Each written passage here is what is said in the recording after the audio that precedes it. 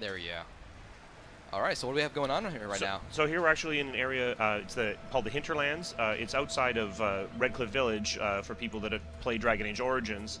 It's a medium-sized area for Dragon Age Inquisition, but this area is actually bigger than all of Dragon Age Origins put together all by itself. Wow. Yeah. In fact, basically everywhere you can see here, you can head to, you can climb. We've opened up a lot of movement as well. You can jump now to go over, obstacles to kind of make your way up and down. You hills. can jump now. Yeah. Whoa. Yeah. I know, revolution. Yeah, no, I'm surprised by that. But no, I mean, we haven't done that before. And when we said, we want to have areas that are more vertical, areas that you can interact with. Right now, we're looking at a cool kind of mechanic that has you kind of hunting around the area, looking for lost artifacts. So is that what a shard is? Is yeah, that shard spotted? Yeah. All right, in cool. fact, bad guys have kind of been here ahead of us and started setting these up in these like clandestine locations. So you're taking advantage almost of the bad guy tech, though I don't think we're going to talk too much about the bad guys. Yeah. So what's my incentive to go and explore, like, on these hills? Like, well, why am I going? Like, why should I deviate off the path on my quest to go where I'm going next? So the thing we wanted to make sure is that when you're out in the world, that it's all purposeful. So ultimately, everything you're doing is either designed to strengthen you and your party, so you're getting crafting materials to build better weapons, better armor, or you're doing things that actually strengthen the Inquisition. You're doing things like closing fade rifts, which increases the renown and the reach of the Inquisition. You're helping citizens or freeing people that can actually come and reinforce your Inquisition. That's really one of the core tenets of Dragon Age Inquisition, is that you're the leader of an organization. This allows you to do things you couldn't do as an individual. Right.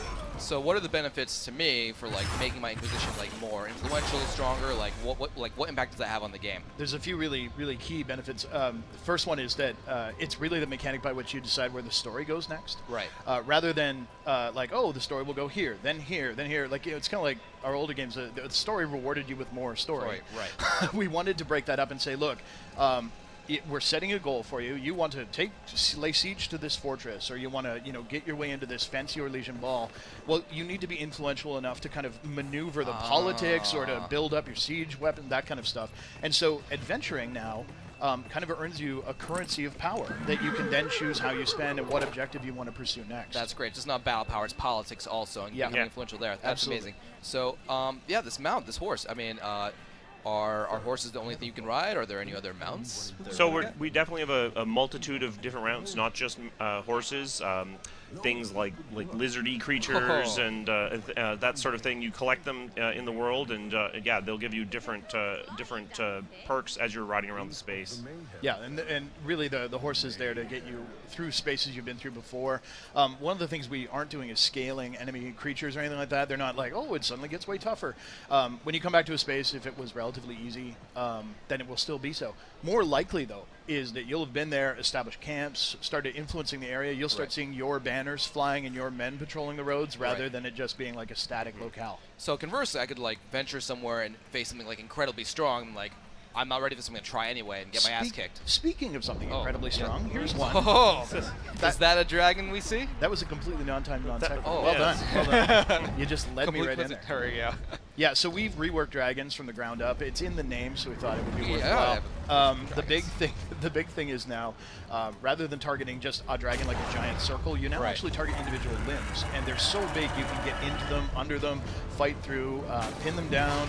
And one thing you'll see in this fight is, as it progresses, we're actually going to damage one of the limbs, and the dragon will start limping. And as it lands, it'll fall over, meaning you can pin it down, really go to town with your Could I, like, knock off like a wing, or like hurt the wing so it doesn't like kind of fly above me? That's really cool. That's right. Yeah, you can really target the individual parts to your advantage. Yeah, and a big part of that is really the teamwork, right? So I mean, we're going for that same feel you get when you team up to take down a big creature in an online game, that kind of thing. But again. The party's always been the heart of DA games. So the mages have their own set of skills. In fact, we have 200 spells and talents for you to pick from. So you can build basically any character into any role. That's way more than previous Dragon Age games, right? I mean, I'm not surprised. There's a lot more upgrades, talent trees, you name it. And so, just to be clear, this is still like a single player like adventure, right? Yep, absolutely. Right. So, cool. So you control all of these characters, and a little further on, we'll get into kind of the tactical view and showcase that. Right. But you'll notice here we're switching between different characters you control. So that lets you, say, okay, I'm going to move to my archer, I'm going to do this. You can do that all in real time, or as we'll show later, in class. That's very cool. So that's down on the leg.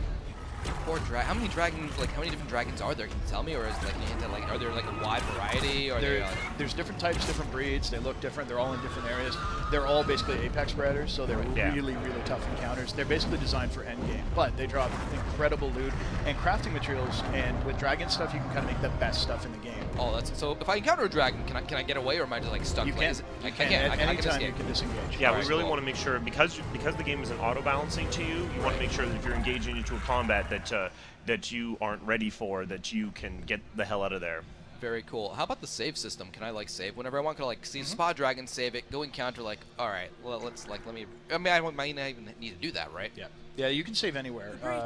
Pretty true to the games we've had previously. Yeah, chat's going wild, by the way. I'm just saying. Oh yeah, that's good. So here we're actually a little bit further on. We're actually in Redcliffe Castle. You can see the Fade Rift, which is basically the thing that's threatening the world there up in the sky. The world of demons kind of leaking into this part of the world. Yeah. And how does the Inquisition play into that? Is Inquisition trying to like do like a power play, like take care of this and then like take over everything? Like what's the? Can you tell me a little bit more about like the starting story?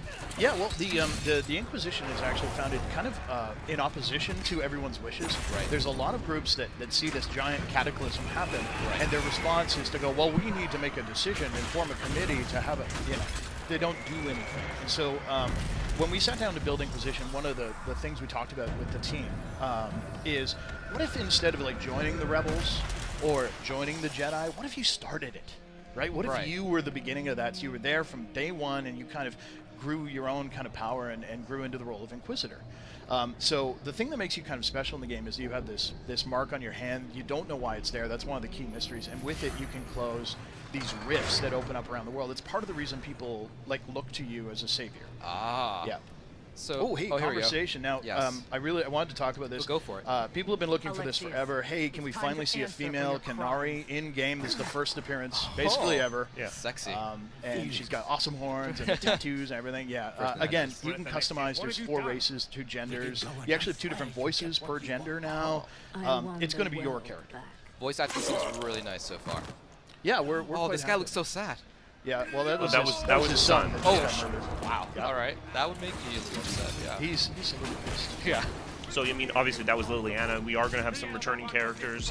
We've announced Morgan already. Yep. Colin. Oh. Yeah. Who is very divisive. You love him or you hate him. Yeah. I'm guessing there's some other cameos that maybe we're not speaking of now. Like, will we run into any Grey Wardens? There's a non-zero chance of that. Yes. All right. So in this fight, you can see a little bit of the tactics just while we had it on screen there. With the pause and play, you're able to basically move the camera up. But the thing isn't a fixed angle. You can bring it down, zoom around the action. You can look at how it's playing out, and you can get some amazing screenshots. Amazing. So you get it real time. And the nice part is that at any moment you can resume time without changing the mode or losing your camera perspective. So it's the same thing as pause and unpause, but we haven't done this on the other platforms other than PC in the past. So that's great. Now this, and I'm sure you guys put a lot of love into making sure it's easy on the other platforms or on the consoles.